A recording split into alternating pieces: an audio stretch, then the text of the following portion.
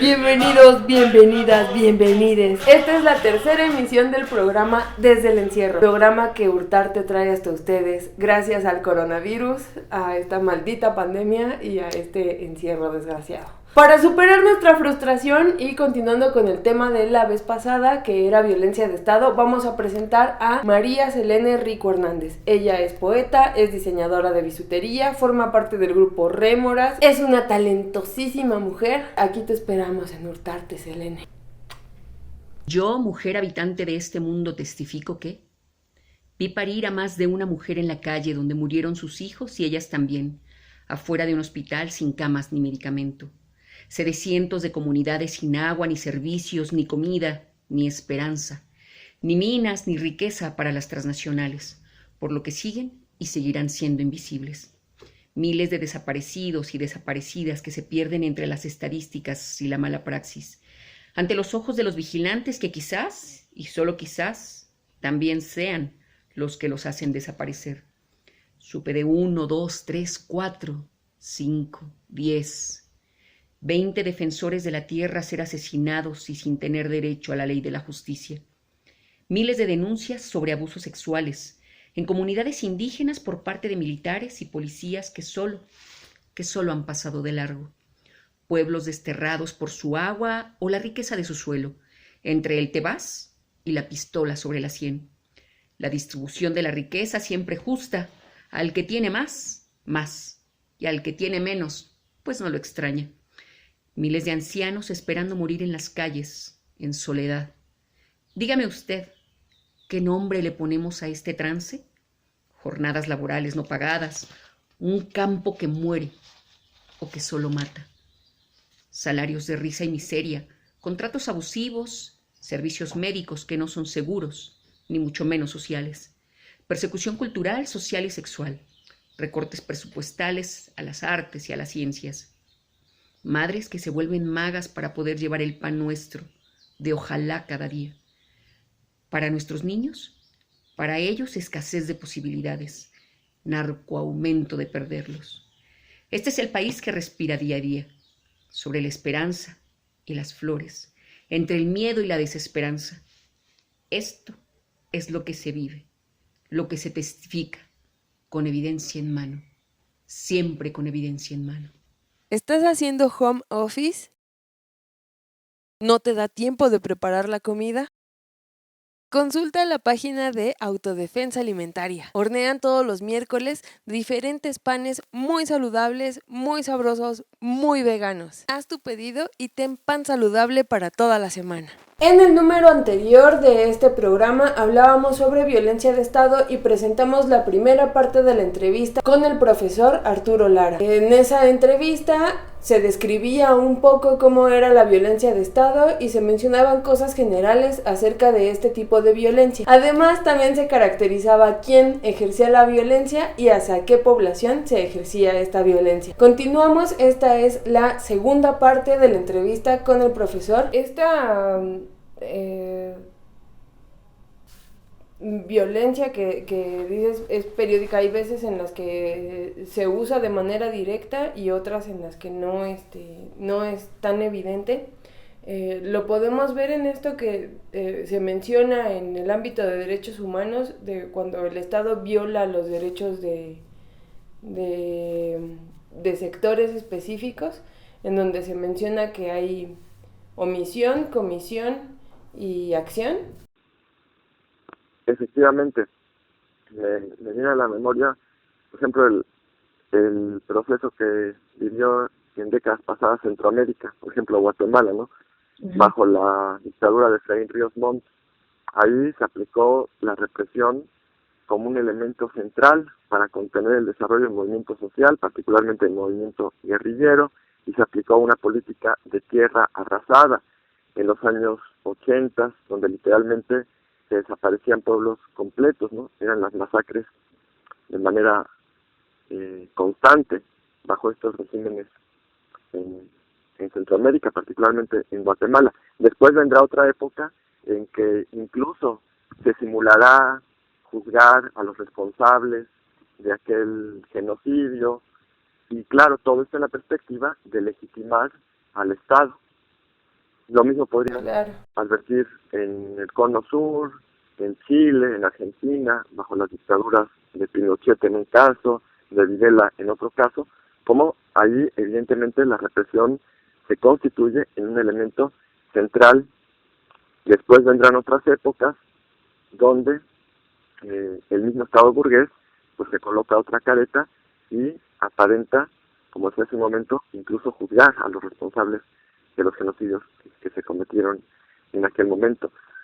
¿Qué aparato resulta más necesario para la burguesía? Pues depende de la época, depende de la coyuntura, de las condiciones en las que se va desarrollando el proceso de la lucha de clases.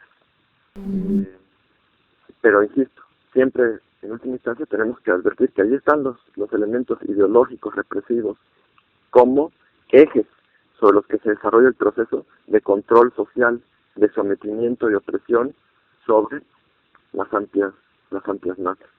Lo mismo si hiciéramos el caso de Guerrero en el país, aquí en México, la situación en Oaxaca, en Chiapas, bueno, ahí están, ¿no?, presentes a lo largo de muchas décadas los grupos paramilitares, están presentes periodos donde se alterna esta situación de la que estamos comentando. Y claro que las comisiones de derechos humanos, pues en esencia, legitiman, ¿no?, al poder político, no tienen otro papel sino presentar al Estado como una institución que también se ocupa de juzgar a quienes violentan los llamados derechos humanos, etc. Pero todo esto, insisto, se inscribe en el propósito de legitimar al Estado burgués. Es claro, como lo señalan incluso varios teóricos, varios autores, que no puede mantenerse el dominio de una clase estrictamente con el uso de la violencia. Antes de recurrir a la violencia, pues resulta más adecuado para las clases opresoras en la sociedad capitalista, pues recurrir al control ideológico, a la iglesia, a la televisión, etcétera, etcétera, y recurrir a la violencia cuando se convierte en una condición para preservar los intereses de la clase dominante. Pero no puede ser tampoco un periodo extenso que se prolongue mucho en el tiempo, porque esto también genera contradicciones que hacen que se limite la propia estabilidad del sistema político, económico de la sociedad capitalista. Y entonces tiene que retraerse por un tiempo los aparatos represivos y tienen que entrar en función estas comisiones de la verdad, que en esencia, insisto, pues su papel es de legitimar al Estado, presentándolo como si fuera realmente ajeno de lo ocurrido en periodos previos, ¿no? Cuando no es así, pues es la continuidad del mismo Estado burgués, es la continuidad de un proceso que mantiene en el poder a la misma clase social. Y se alternan también los periodos que se conocen como de estado de excepción, donde se suprimen las garantías individuales, donde se instauran abiertamente gobiernos dictatoriales, etcétera, por gobiernos después que simulan un proceso democrático. Pero insisto, es el mismo Estado capitalista, es el mismo Estado burgués, es la misma estructura económica. Eso no toca los elementos esenciales o fundamentales de este modo de producción. Es lo que considero al respecto. Incluso hasta se les presenta como estados que tienen buena voluntad, ¿no?, en resolver los problemas del pasado. Claro, el caso de México es ilustrativo, ¿no? En el sexenio del primer presidente de Acción Nacional, este individuo pues conformó una comisión de la verdad, etcétera, pues para legitimarse a sí mismo, no tuvo ninguna trascendencia, fue incluso un espectáculo, ¿no? Recuerdo cuando llamaron al expresidente Luis Echeverría a que compareciera por los crímenes de lesa humanidad, el 68, el 10 de junio, posterior al 68, el 71, etcétera, y bueno, eso no tuvo ninguna consecuencia, ¿no?, para este individuo, ni para juzgar realmente el papel que el Estado desempeñó en ese momento, en que se hacía muy importante para garantizar los intereses del capital, pues el ejercicio de la represión, ¿no? Y ahí estuvo todo ese periodo donde fueron desaparecidos, torturados, cientos de dirigentes estudiantiles, obreros, campesinos, en toda la geografía de la República Mexicana, y después ya que fueron eliminados estos grupos armados, etcétera, ya que fue también ahogado en sangre en el movimiento estudiantil del 78 y después el del 71, etcétera, entonces ya se abre una etapa distinta donde incluso se legaliza la participación de organizaciones políticas en los procesos electorales, etcétera. Ya podía actuar el Estado de esa manera, ya podía suprimir el conjunto de prácticas que estuvieron presentes en el pasado. De la misma forma que en Chile, después de la dictadura de Pinochet, pues ya se instaura un gobierno con careta democrática, y lo mismo pasó en el caso de Argentina, y en general, pues ese tipo de elementos ha caracterizado la historia de América Latina. Claro. Esta violencia, estos ejemplos que ha puesto, han recurrido al uso directo de la Fuerza Armada en los países. Y los ejemplos que ponía sobre guardias blancas y paramilitares han sido más características del sur de México y de países como Colombia, que todavía tiene paramilitares. En México el uso ha sido más del narcotráfico. En la comisión de violaciones, como que se les ha encargado a ellos, sobre todo la parte norte de México. Claro, efectivamente, el narcotráfico en el país tiene una función explícita de acuerdo al interés del capital. No es casual que donde existen importantes yacimientos de minerales en el país, donde hay yacimientos de oro, plata, estaño, zinc, etcétera, aparecen los grupos de narcotráfico para despejar territorios en la perspectiva de que estos territorios queden después bajo el control del capital minero transnacional. En muchas comunidades pues empiezan a desaparecer personas, a aparecer personas descuartizadas, etcétera, y todo se atribuye al narcotráfico. Lo que se hace con todo esto es romper el tejido social, sembrar el temor, la zozobra, y muchos habitantes de estas comunidades terminan desplazándose para, como decía hace un momento, que puedan llegar las grandes compañías transnacionales y extraer el mineral. Lo mismo ocurre donde hay hidrocarburos, en varias partes de América Latina, y eso está también plenamente documentado, de tal manera que el narcotráfico pues es funcional a los intereses del capital, y en general diríamos la delincuencia organizada sí, pero por el propio Estado, organizada en función de los intereses del capital. Al capital es funcional todo lo que está pasando, en particular en México, el hecho de que haya decenas de miles de desaparecidos, el hecho de que haya cientos de miles de homicidios en los últimos años en el país, responde a un interés del capital de romper el tejido social, de evitar procesos de cohesión y de organización que permitirían a los pueblos, a las comunidades, defender sus territorios, defender sus recursos naturales. Y en este sentido, diríamos, bueno, el narcotráfico se convierte también en un instrumento del Estado. El cargo pertenezca al Estado no es porque sea público o privado, pertenece al Estado porque está bajo el control del Estado y porque actúa para garantizar los intereses de la clase que tiene el poder económico. Pues sí. Se ha hecho mucho este ejercicio, incluso de sobreponer un mapa, ¿no? ¿Dónde están los principales yacimientos? ¿Dónde están los principales grupos de la llamada delincuencia organizada? Y existe una coincidencia que desde luego no es casual. Se trata de someter de diversas formas al pueblo de México, a las clases productoras de la riqueza material, a los pueblos y las comunidades, para imponer el interés de el capital extractivo, en este caso, ¿no? Dadas las riquezas mineras y naturales en general del país. Ahora esto también ocurre en el caso de otro tipo de empresas, donde pudiera haber resistencia, empresas que van a ocupar, por ejemplo, depósitos de agua. Bueno, también ahí se ejerce la violencia para que no exista una posibilidad del pueblo, de la comunidad, para defender estos recursos fundamentales que es el agua. Incluso para desaparecer a trabajadores. Recuerdo en este momento el caso del estado de Guerrero. Allí en el estado de Guerrero se encuentran muy importantes yacimientos de oro. Se habla del cinturón de oro del estado de Guerrero. Ahí está una minera canadiense que, ante la lucha de los trabajadores de los obreros mineros por dotarse de una organización sindical independiente, ante esa lucha, pues la empresa ha recurrido al asesinato de dirigentes de la clase obrera. Y claro, sus asesinatos los atribuyen a la violencia, a la delincuencia organizada, sin reconocer que esta delincuencia actúa bajo el control de los grupos de poder económico. Y como este ejemplo de Guerrero, pues podríamos encontrar muchos otros, ¿no? En toda la geografía, a lo largo y ancho del país, en general, me parece que de toda América Latina. ¿Hay alguna forma de organizarnos para hacer frente a esta violencia sistemática? Bueno, me parece muy importante tener claridad de la diferencia fundamental entre la violencia reaccionaria que ejerce el capital, que ejerce la burguesía, y la violencia revolucionaria. La violencia, me parece a mí, tiene un papel que jugar en los procesos de transformación social.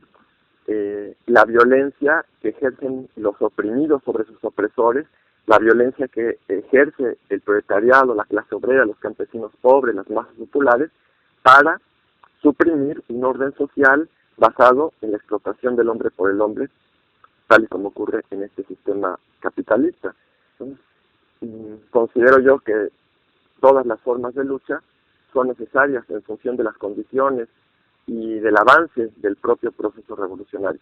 Las formas de lucha pacíficas y violentas, las formas de lucha abiertas y clandestinas, las formas de lucha legales e ilegales, pues resultan necesarias.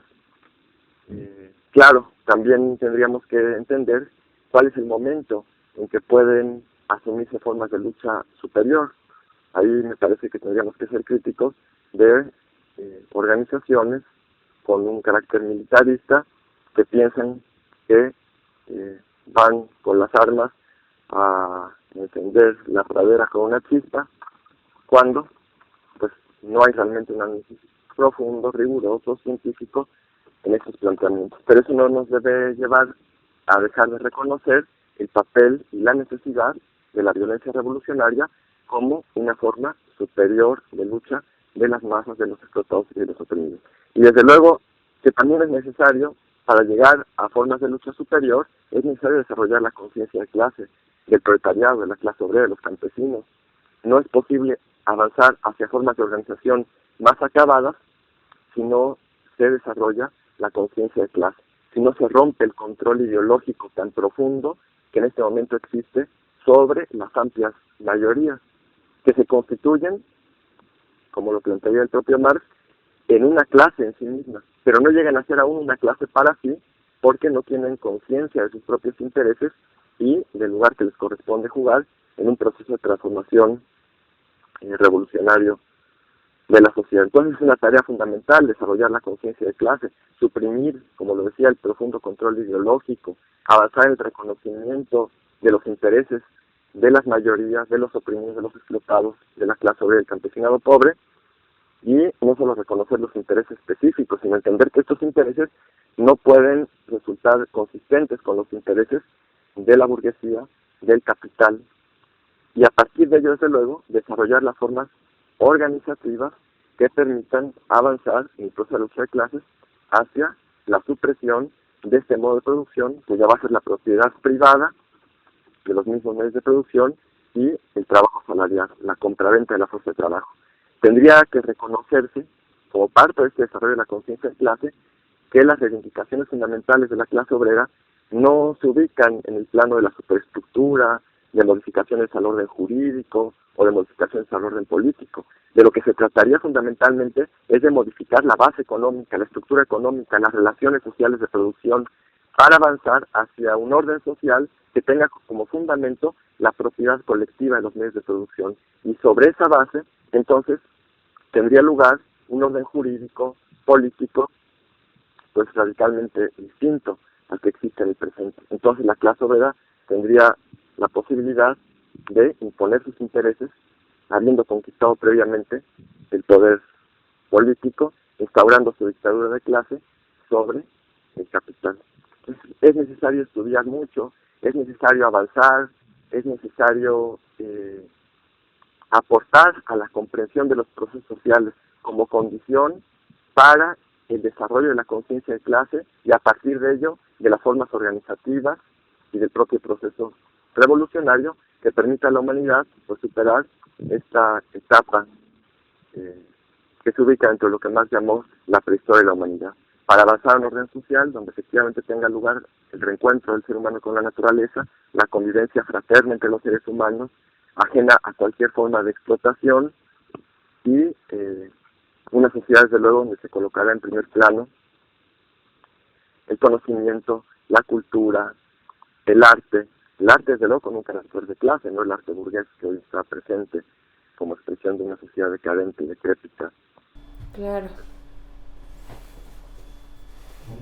¿Hay algún libro o título de libro que nos pudiera usted sugerir para hacer concientizarnos sobre esta violencia de Estado, que nos ayude como a arrojar luz sobre este tema que incluso lo hemos invisibilizado porque vivimos imbuidos en esta... Cuando lo vives de manera cotidiana lo normalizas y ya no... Es difícil verlo. ¿Hay algún libro que nos permita echar luz sobre este tema? Bueno, yo creo que una base, digamos, está presente en el texto que comentábamos de Federico Engels, El origen de la familia, la propiedad privada y el Estado, porque nos permite este trabajo de Engels comprender cuál es el proceso histórico a partir del cual se constituye al Estado, cuáles son sus rasgos fundamentales. Y bueno, desde luego que hay, me parece, una literatura amplia que documenta el papel de los aparatos represivos del Estado, tanto en México como en Centroamérica. Yo creo que hay una diversidad de textos, incluso textos que no tienen una, digamos, posición política más avanzada, pero aportan en tanto documentan los hechos que han ocurrido. Y la interpretación de esos hechos tendría que tener como fundamento pues, la construcción materialista de la historia. Pero insistiría en que el punto de partida es entender lo que es el Estado, su naturaleza de clase, y eso nos lo da precisamente este trabajo muy importante de Federico Engels. Bueno, muchas gracias. Le agradecemos el tiempo que nos ha otorgado para esta entrevista. Al contrario, yo les agradezco a ustedes, que sigan muy bien. Saludos fraternales desde el encierro. Esta fue la entrevista con el profesor Arturo Lara, profesor universitario, y ahí está la recomendación del libro de Federico Engels sobre violencia de Estado en México. Uno de los autores a los que yo creo que mejor registra las cosas que han pasado en México, Carlos Facio. Ahí está la segunda recomendación de literatura de este video. Pueden buscar varios títulos de este autor, Facio con Z. Vamos con Demian Ávila. Él es músico, intérprete, historiador.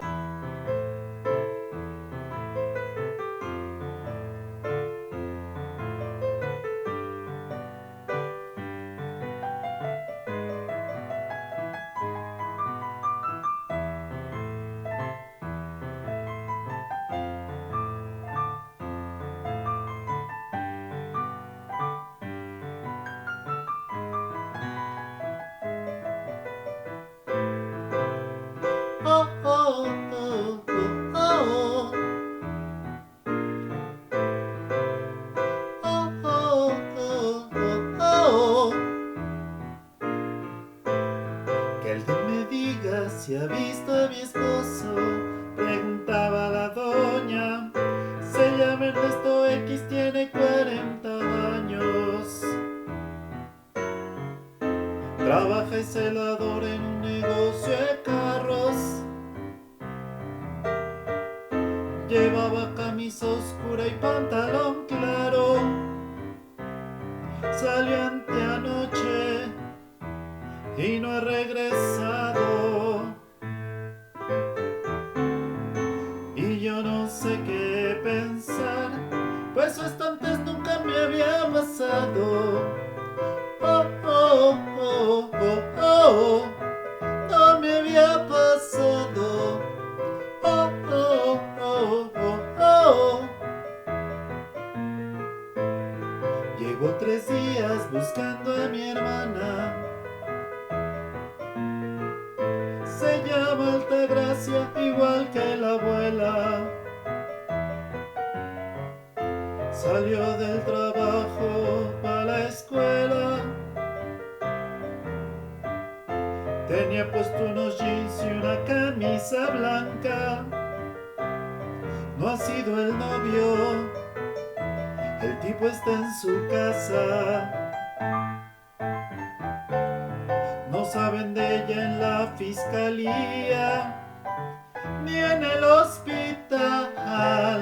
Oh, oh, oh, oh, oh. Ni en el hospital. Oh, oh, oh, oh, oh. Que alguien me diga si ha visto a mi hijo. Es estudiante de Ayotzinapa. Se llama Emiliano y es un buen muchacho. A veces es terco cuando opina. Lo han detenido, no sé qué fuerza. Pantalón blanco, camisa a rayas. Pasó anteayer. Oh, oh, oh, oh, oh. Pasó anteayer. Oh, oh, oh, oh, oh. Clara Quiñones se llama mi madre. Ella es un alma de Dios, no se mete con nadie.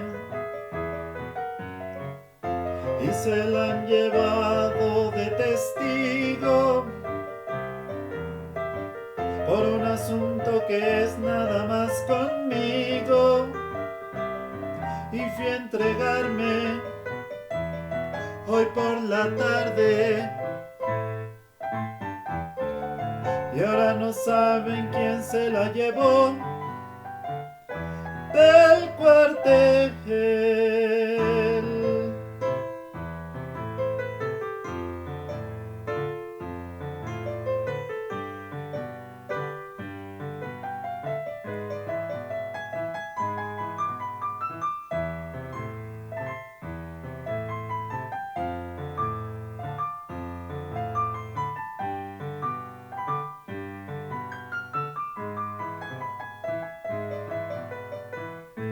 Anoche escuché varias explosiones, pum pum pa pam, tiro de escopetas y de revólvers,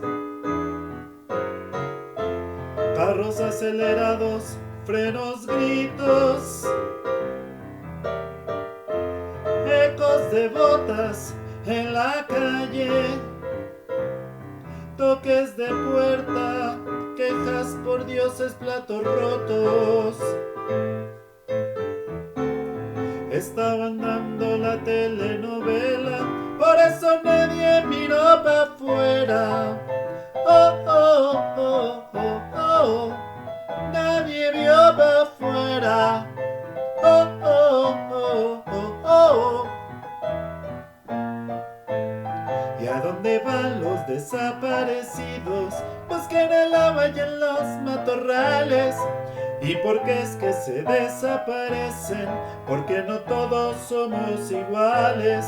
Y cuando vuelve el desaparecido, cada vez que lo trae el pensamiento, cómo se le habla al desaparecido, con la emoción apretando por dentro. Oh, oh, oh, oh, oh. Oh, oh, oh, oh, oh.